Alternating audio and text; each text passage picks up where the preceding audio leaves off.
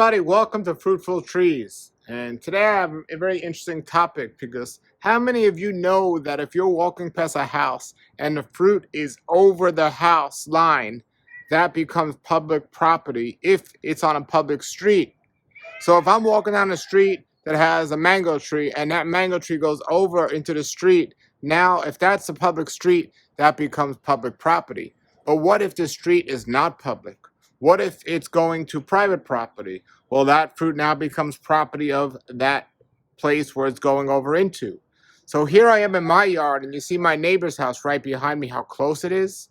So that is not a public street, that's his property. And you see my trees right here.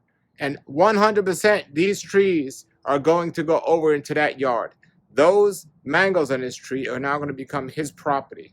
Sometimes people do that by accident, and sometimes people plant stuff like that on purpose. Regardless, it's good to know.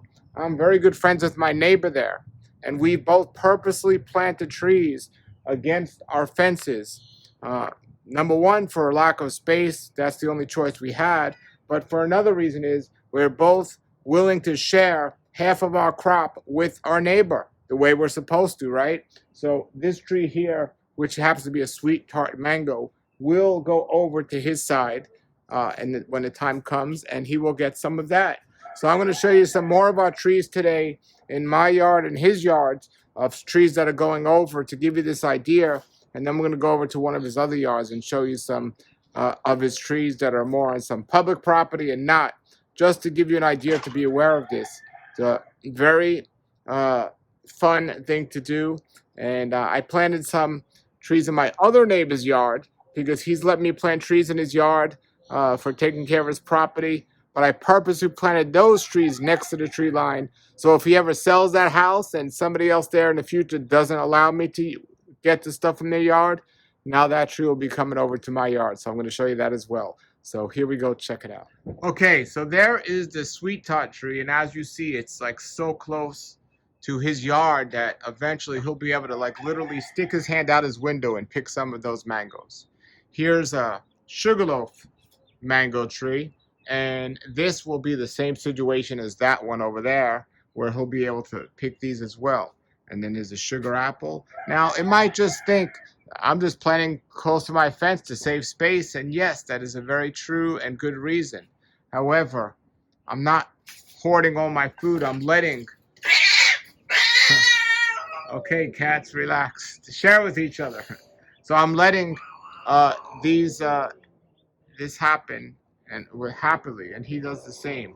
So here is my cac mango, which will go over to his yard.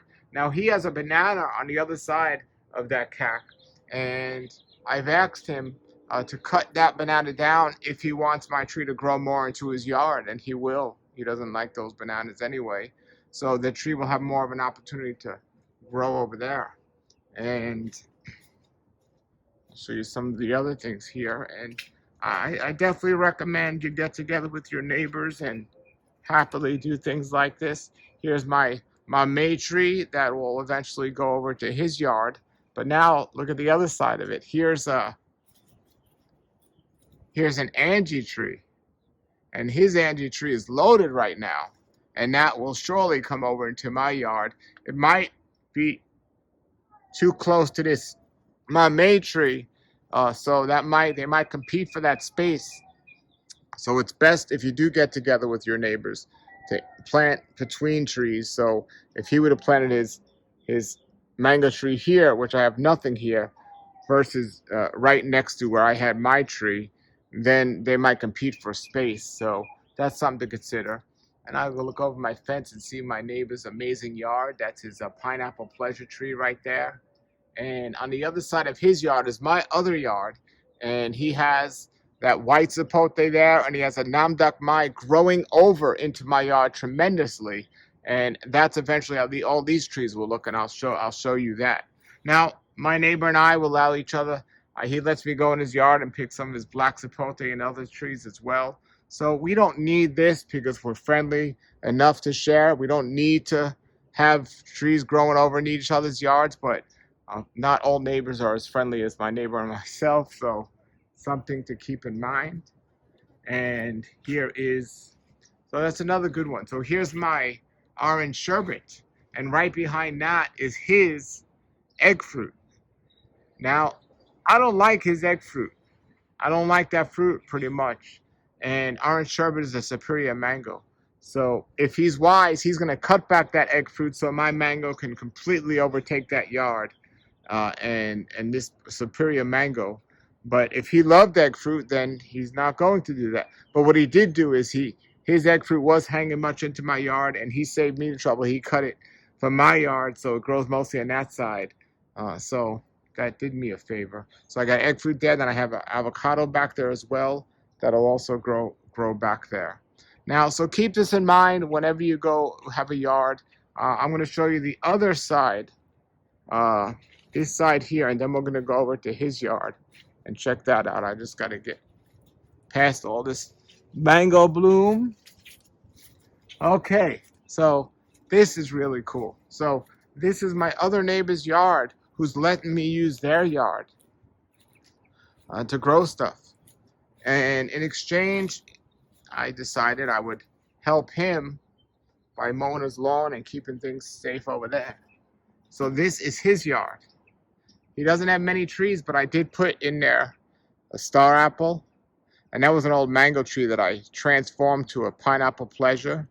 But look at this tree here. This is a sunrise mango that I purposely planted close to the fence here. So when the time comes for this tree, I don't like planting big trees in my neighbor's yard because if you don't keep these trees small, they will really take over. But I decided to plant this sunrise mango there. And if a new neighbor moves in and for some reason I don't get this yard and he doesn't allow me in the yard, at least this mango is going to come over into my yard. And at least I know what I planted, and it's not some other strange neighbor who might just plant a non-bearing tree. And here's a soursop. I did the same thing with the soursop. And then we're going to look over there that way, which I planted two more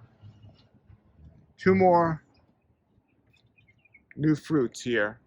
If you could see there, the line down there, I planted two mangoes, a juicy peach mango and another mango. Forgot the name. But they're small now, but they will grow like this one here. So this is not over my fence exactly yet, but will be eventually. So I'm going to go show you my other yard and my neighbor's trees that are coming over into my yard, and also going to show you some more of his yards going over into public property. Okay, everybody, so here's my street.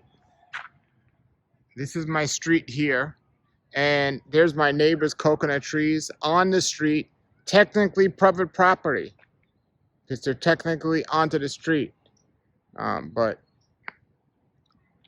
we come to his yard here. That's not public property. It's not onto the street. It's on his property. That's his cherry tree. But here's my property. And so technically I have some fruit in the street as well here. I have moringa. Now, nobody's just going to come up here or shouldn't come up here and just start taking fruit.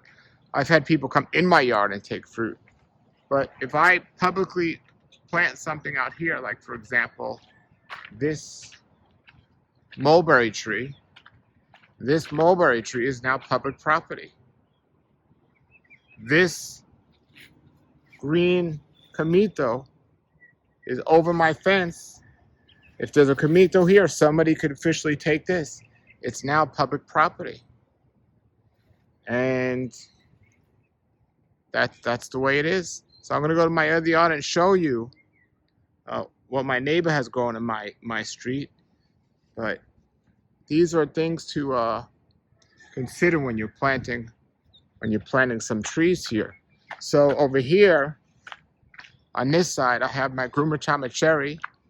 Somebody could walk up to this, and this is a dead-end street. It's not a busy street, but if this was a city street, somebody could walk by this and they see a Grumachama cherry here, they could just pick it up, pick it off.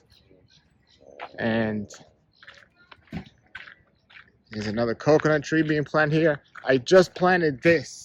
And sometimes I might plant them for the neighbors. I just planted this tree here. This is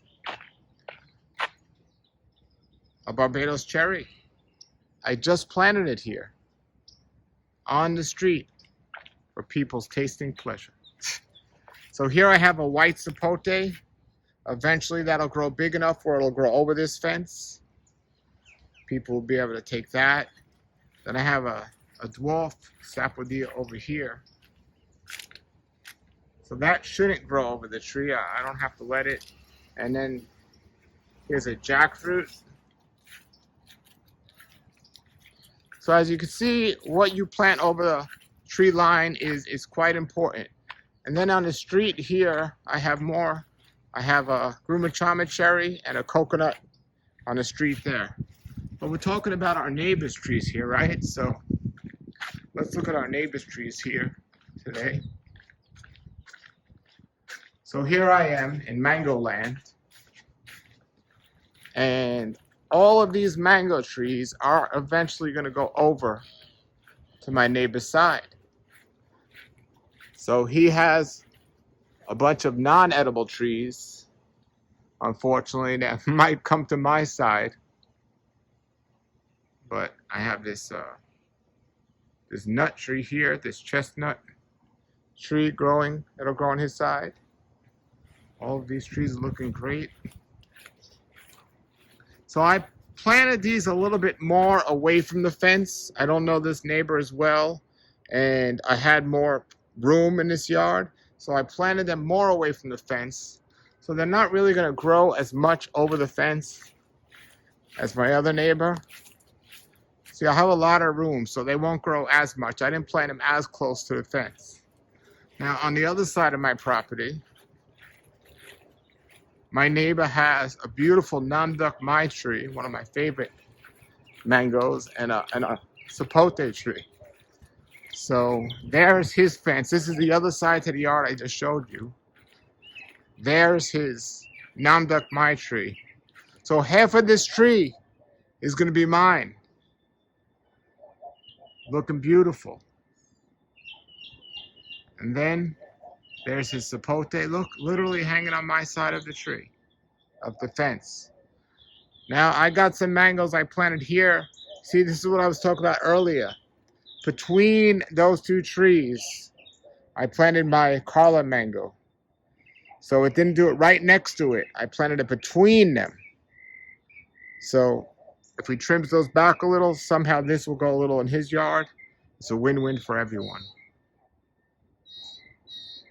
And then I still have some other trees to plant. Here is my Angie tree. So even though he had one on the other side, this Angie will go over to his yard. And I said, it's a win-win for everyone.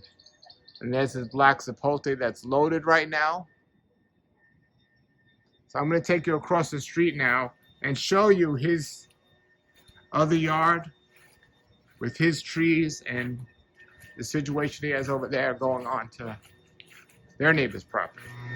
All right, everybody, mind the leaf blower in the back, but I wanted to get this on film. So this is my neighbor's yard, and this is his back fence. And this is his wonderful Miguel avocado. But you see, there's the neighbor's fence. That's the fence to the property next door, and that's a little community. That's a bunch of different apartments. They have some trees there as well. I don't know what trees those are, but those are definitely close to the fence line that they'll be able to share on his side. There's some papaya up there.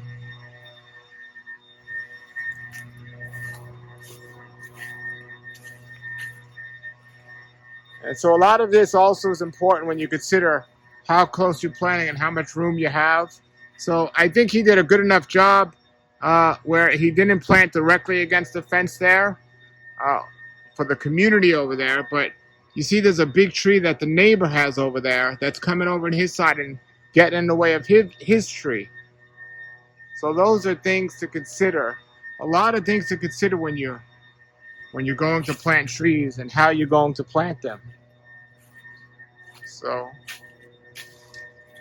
and I just love showing people's yards. So I'm going to keep the camera on as I walk through his amazing blooming mango trees. All right, so I got this yard to show you now.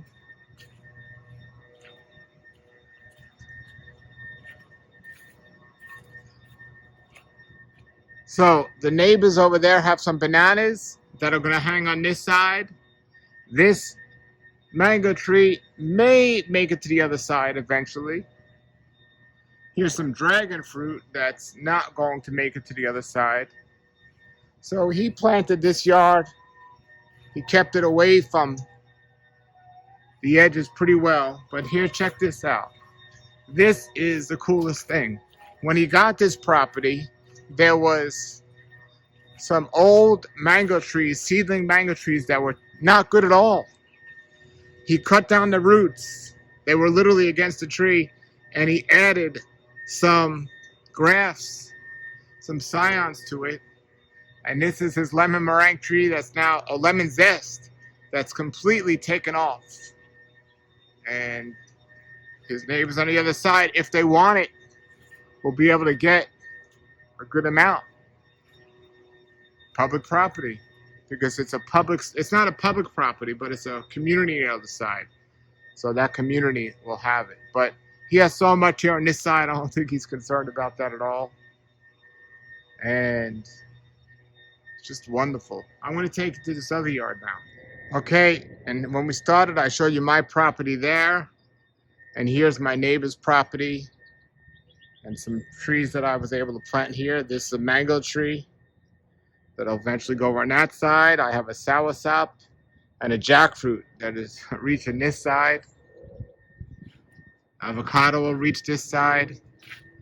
There's my other mango that I moved, and good, it's flowering. This is my juicy peach that'll eventually reach that side.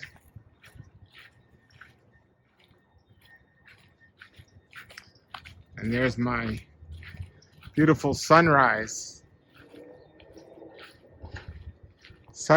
tree that'll reach over on that side. And now while we're here, I'll pick this pomegranate. Well, it's not ready just yet. Alrighty, so that sunrise will reach that side. There's our cat that's reaching both sides. And there's my Relina that might come over to his side. Here's a soursop that'll go on that side. And there is my beautiful white sapote. Looking really nice. White sapote coming over here.